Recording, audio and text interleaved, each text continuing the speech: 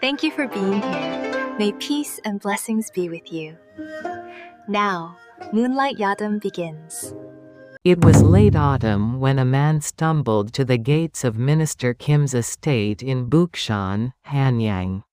His hemp clothes hung in tatters.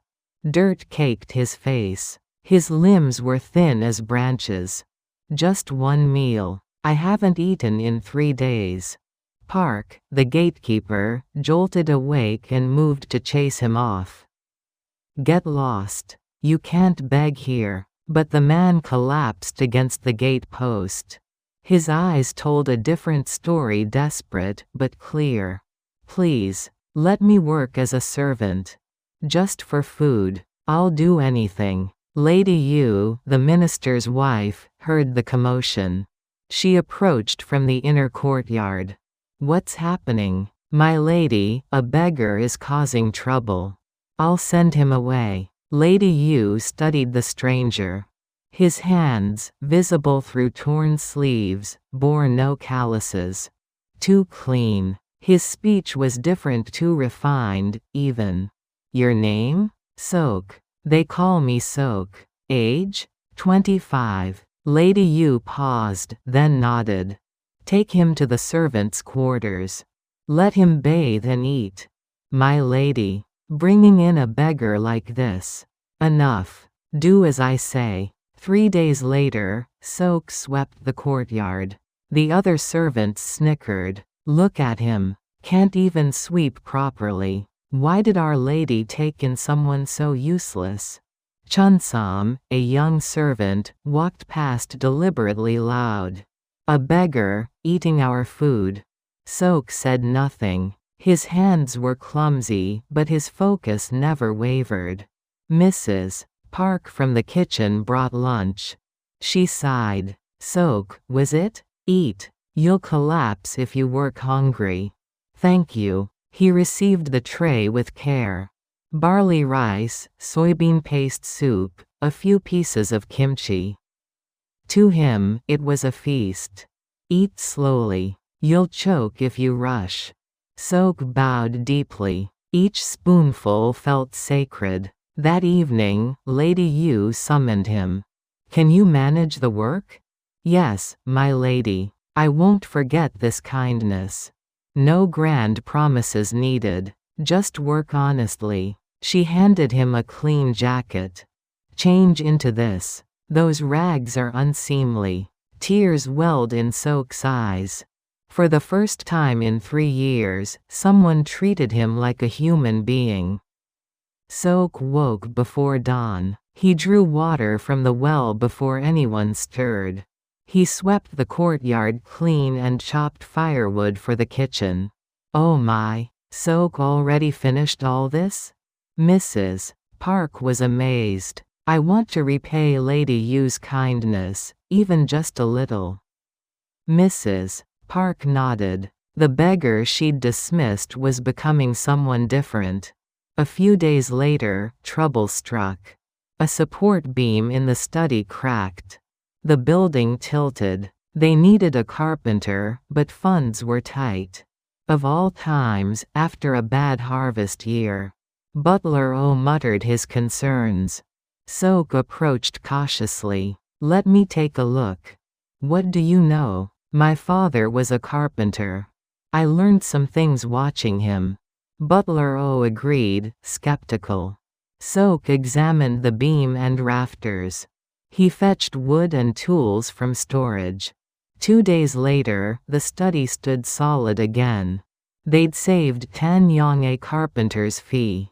This one's not bad. Even Butler O couldn't dismiss him anymore. As autumn deepened, Lady Yu faced new worries. The Grand Matriarch, Minister Kim's mother, had fallen ill. The doctors can't help. What can we do? Her sighs carried across the courtyard. Sok couldn't sleep that night. He remembered his father gathering herbs in the mountains. Coughing, phlegm, cold sweats. At dawn, he climbed the mountain behind the estate. 3 hours of searching. He found bellflower root, platycodon, and rare astragalus. He washed the herbs carefully and took them to the kitchen. "Mrs. Park, could you brew tea from these?" "What herbs are these?" "Bellflower and astragalus. Good for coughs. They might help the grand matriarch." Mrs. Park brewed the tea, uncertain. She brought it to Lady Yu. The servant Soak brought these from the mountain. Lady Yu looked surprised. She served the tea to the grand matriarch with care. 3 days later, the coughing stopped. Color returned to the old woman's face. "Who found such wonderful herbs?" "The new servant, Soak." "Bring him to me." Soak knelt before the grand matriarch. Her voice was gentle. "Thank you, child. You saved this old woman's life. You honor me too much. Continue helping this family well." From that day, everyone in the estate saw Soak differently. Winter approached. The estate needed tax ledgers organized. But no one had a head for numbers. They always hired an outside clerk. "Another 5 yong for a clerk this year." Butler O grumbled. Soak spoke carefully. "Let me try. You? Can you even read?" "A little. I learned some." Butler O handed him a ledger as a test. Income and expenses jumbled together. Soak picked up a brush. 2 hours later, every entry was sorted. The totals were exact. He'd even marked unnecessary expenses. "Look at this. So organized." Butler O was stunned. Word reached Minister Kim. He summoned Soak directly. "You organized the ledgers?" "Yes, Minister." "Where did you learn to read and write?" Soak hesitated. "My father taught me." "Was your father a Yangban?" Soak didn't answer. The minister didn't press. "Good. From now on, you'll handle our accounts." That day, Soak became more than a servant. He became someone the family relied on. Spring arrived. 6 months since Soak entered the estate. No one dismissed him now. He'd become indispensable. "Soak, my lady wants to see you." Mrs. Park's message sent him to the inner quarters. Lady Yu sat embroidering. "Sit down. I want to tell you something." Soak sat at the edge of the veranda. "Do you remember when you first came here?" "How could I forget? I was 3 days from death. You saved me. I took you in because of your eyes." "My eyes?" "Beggars have 2 kinds of eyes. Crazed with hunger, or bitter with resentment. But yours were different. Desperate, yet clear. Struggling, but not defeated." Lady Yu gazed out the window. "I once lived through hard times myself. My family fell to ruin. We starved. The minister saved me then. That's why I can't ignore someone in need." Soak bowed deeply. "Your kindness, I couldn't repay it in a lifetime. Don't think of repayment. Just live honestly. That's enough." Soak bowed again. Warmth filled his chest. Early summer brought strange troubles. At the market, rice prices suddenly spiked. Merchants refused credit. "I heard Minister Kim's household is about to collapse." The rice seller whispered. Then rumors spread about the minister's position. Minister Kim took bribes. "I heard he embezzled taxes." All lies. But they spread through Hanyang like wildfire. Minister Kim sat worried in his study. "Someone wants to destroy me."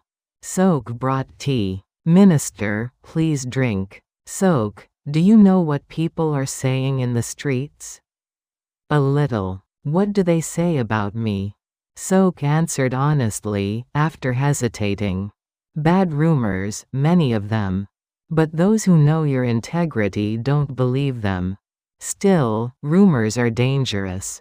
A mountain grows from specks of dust." The minister sighed heavily. Soak withdrew quietly, his mind racing. If someone wants to harm the minister, I must uncover the truth. A month later, disaster struck. Minister Kim was accused at the magistrate's office. The charge tax embezzlement. Absurd. When did I steal taxes? But the accusation was detailed.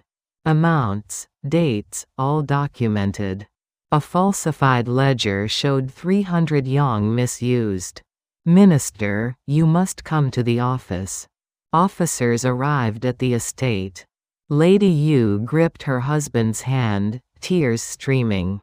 What's happening? Don't worry. The truth will come out. Minister Kim left with dignity. The estate fell silent as a funeral. Servants whispered. Some prepared to leave. This household is finished. If the minister gets exiled. But Sok acted differently. He found Butler O. Show me all tax ledgers from last year and this year. What good will that do now? The minister is innocent. We must find proof. Sok's earnest eyes moved Butler O. He handed over the ledgers. Sok studied the ledgers all night. Payment records, tax receipts, government documents. He examined everything carefully. 300 yuan. Supposedly missing last August. He found the date's records. That day, tribute goods went to the royal court. 300 yuan spent exactly on tribute items. Then the accusation's evidence is forged. But who? And how? Next morning, Sok went to the market. He visited every merchant who'd sold tribute goods. He collected receipts. Oh yes, Minister Kim's household bought 300 yuan worth. Here's the receipt. Silk shop, medicine store, pottery shop, receipts from everywhere. Then he went to the government office. He verified the tribute delivery record. August 15th last year. Tribute goods under Minister Kim's name were received. He secured testimony from the official in charge. Now I have proof of the minister's innocence. But I must find who made this false accusation. Sok re-examined the accusation. The handwriting looked familiar. Where had he seen it?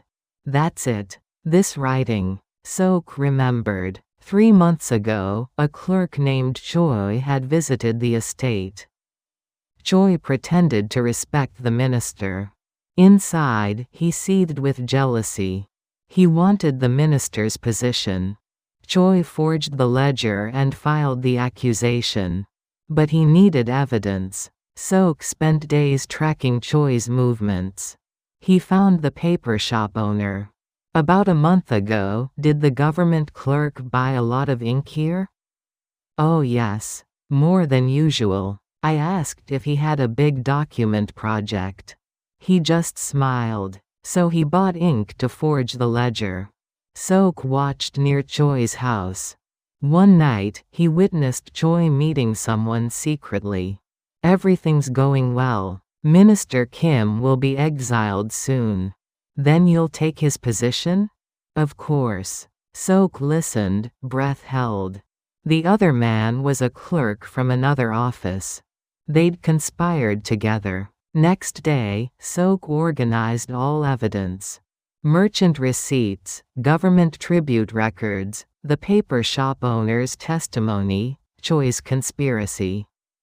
Now I go to the magistrate. Minister Kim sat in the magistrate's cold cell. 3 days of interrogation. He maintained his innocence. I never stole tax. Then what about this ledger? 300 yuan clearly missing. The magistrate held up the accusation's evidence. Then Seok knocked at the magistrate's door. I'm Seok, a servant from Minister Kim's household. I've brought proof of his innocence. A servant with proof? The magistrate was skeptical but let him enter. Seok presented his carefully organized documents. August 15th last year, the disputed 300 yang went to royal tribute goods.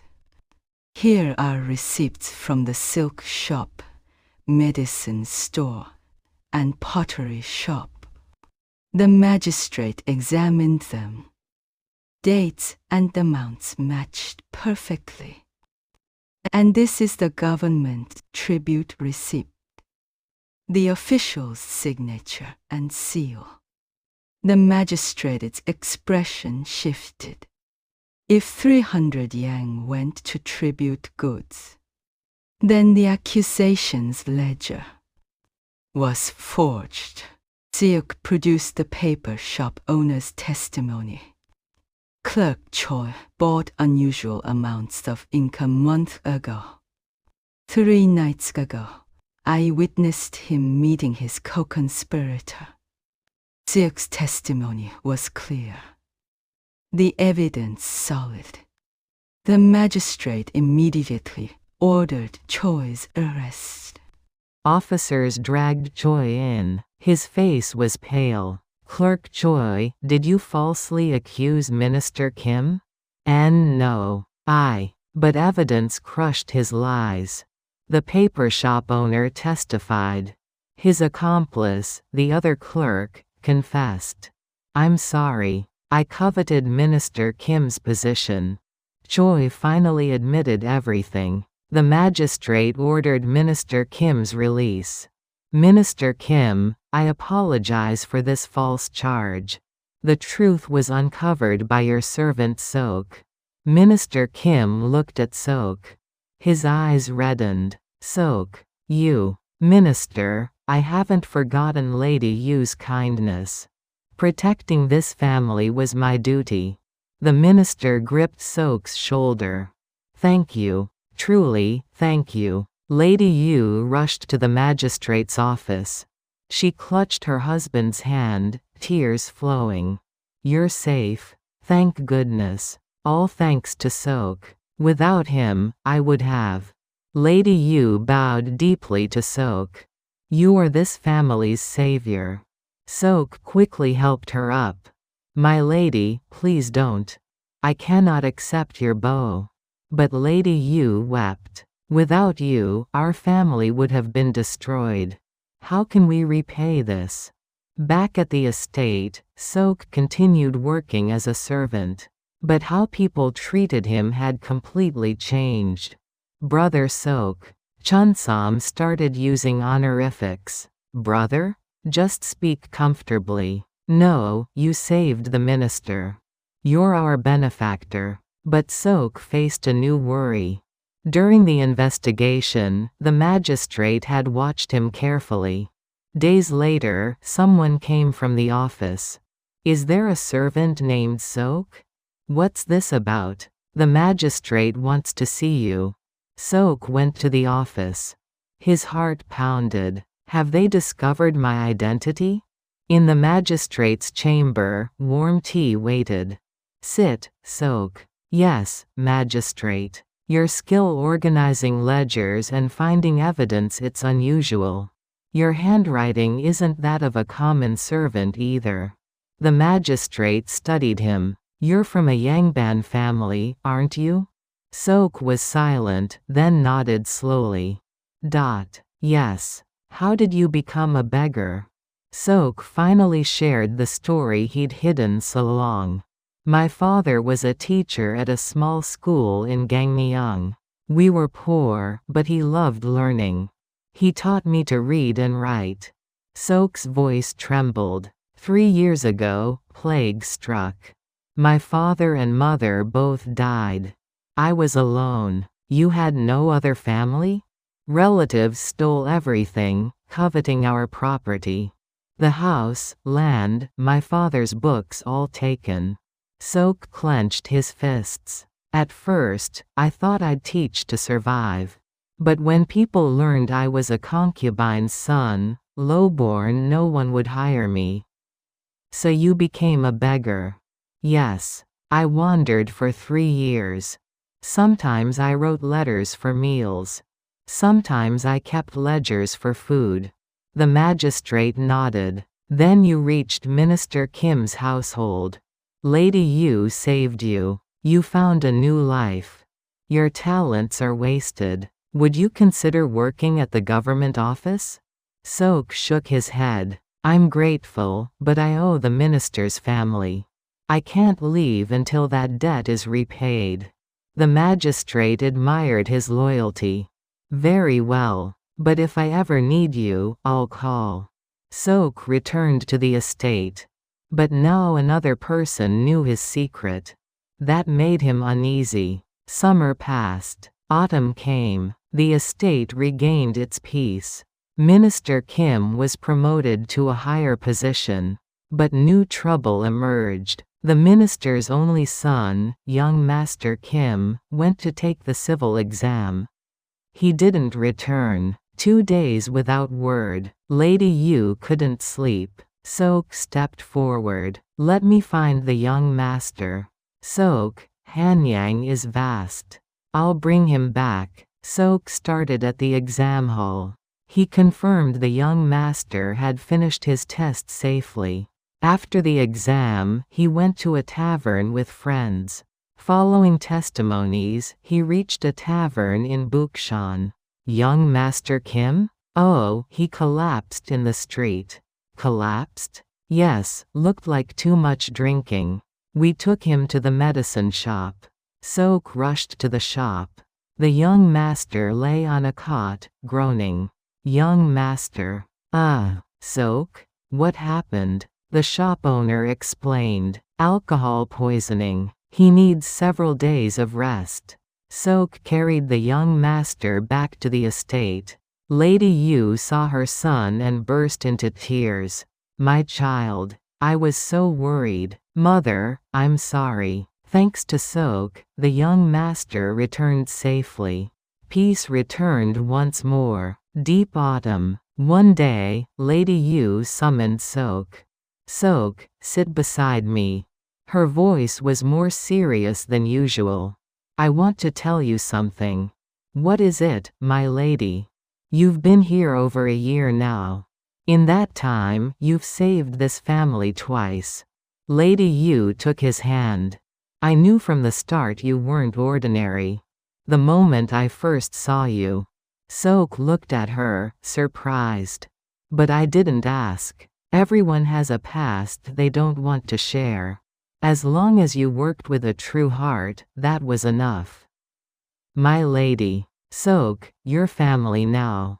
Will you protect this household for life? Tears streamed down Sok's face. Your kindness, I couldn't repay it even with my life. I'll serve this family forever. Thank you. Truly, thank you. That night, Sok gazed at the stars. He thought of his late parents. Father, mother, I've found a new family. I'll live with honor. Winter came. But trouble struck the estate again. This time, the Grand Matriarch fell gravely ill. Her condition is serious. The doctor shook his head. Old age and winter cold combined. She needs rare medicine. What medicine? Wild ginseng. At least 10 years old. But 10-year-old wild ginseng was nearly impossible to find. It cost over 100 yen. Our budget is tight this year. Butler, oh worry.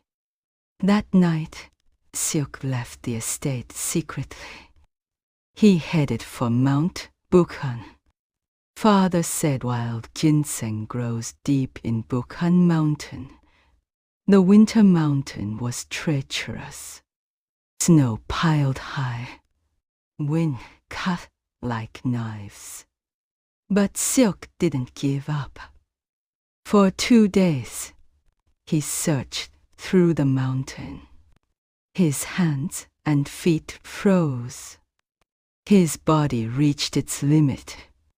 I must find it. I must save the Grand Matriarch. The third morning, he found it. In a rock crevice, wild ginseng, at least 15 years old. Found it. He carefully dug up the ginseng and tucked it in his clothes. He staggered down the mountain. When he reached the estate, Seok collapsed from exhaustion. Seok! Seok! Mrs. Park carried him inside, alarmed. The ginseng fell from his clothes. This wild ginseng. The ginseng restored the Grand Matriarch's health. But Seok lay ill for days. Minister Kim came to his room personally. Seok, can you hear me? Minister, the Grand Matriarch. She recovered, thanks to you. But why did you do something so reckless? Seok smiled weakly. The Grand Matriarch was the first elder who believed in me. I wanted to repay that kindness. Tears welled in the minister's eyes. Seok, you really... Then the Grand Matriarch herself came to his room. This old woman has come. Grand Matriarch, why come to such a place? You saved my life. I wanted to thank you personally. She took his hand. Seok, you are this family's true pillar. A week later, when Seok recovered, Minister Kim gathered the entire household. Today, I make an important announcement. He stood Seok beside him. Seok is now our official steward. He'll oversee all household affairs. The servants applauded. No one dismissed him as a beggar anymore. Spring returned. Seok's second year at the estate. One day, someone came from the magistrate's office. Is Steward Seok here? What's this about? News from Gangneung. About Steward Seok. The messenger's news was astonishing. Seok's relatives had been arrested for embezzlement. His father's true identity had been revealed. Seok's father, scholar Lee Seoksun, was a respected Confucian scholar in Gangneung. Though born of a concubine and unable to hold office, he taught many students. The magistrate himself came to explain. And this is from his students. He handed Seok a thick envelope. The students united to restore the scholar's honor. They recovered your stolen property. They're publishing your father's writings. Seok's hands trembled as he took the envelope. Inside his father's letter and a family portrait. Father, Minister Kim placed a hand on Seok's shoulder. Seok, your father's honor is restored. Your property returned. If you want, you can go back to Gangneung. Continue your father's work. But Seok shook his head. No, Minister. My home is here. Lady, you saved me from starvation. This family gave me a new life. But Father would want this too. He taught me never to forget kindness. Lady, you wept. Seok, but I'd like to help publish Father's writings. And the recovered property, I'll use it to help poor scholars. 10 years pass. As the Kim family's steward, Seok managed the household brilliantly. He supported young Master Kim through his civil exam success and official career. He helped make the Kim estate one of Hanyirang's most respected families. His father's writings were published. Scholars read them widely. The scholarship fund Seok established helped countless poor students. One spring day, Lady Yu, now white-haired, called for him. "Seok, do you remember when you first came here?" "How could I forget? One bowl of rice saved my life. I just shared a meal. But you saved this family twice. You've served loyally for 10 years. Lady Yu held his hand. Who could have known such a small kindness would return as such great fortune? Seok shook his head. "No, my lady. You treated me as human. That let me live like a human. The true kindness was yours." That evening, villagers gathered and talked. Steward Seok had Minister Kim's estate such a fine man. Wasn't he a beggar once? Yes. But Lady Yu shared a meal with him. He spent his life repaying that kindness. The story about the beggar servant saving the minister's family twice, have you heard it? Of course. That story's become legend. An old man nodded. No person is low-born. Only low-born hearts exist. Seok was a beggar, but his heart was nobler than anyone's. Stars glittered in the night sky. Seok looked up and smiled quietly.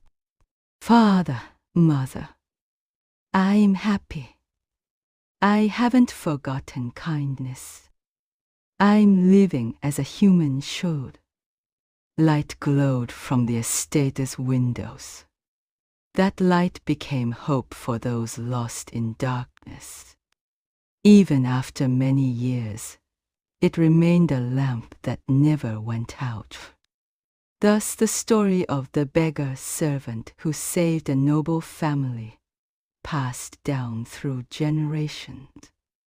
It taught the greatness of small kindnesses and the nobility of never forgetting gratitude.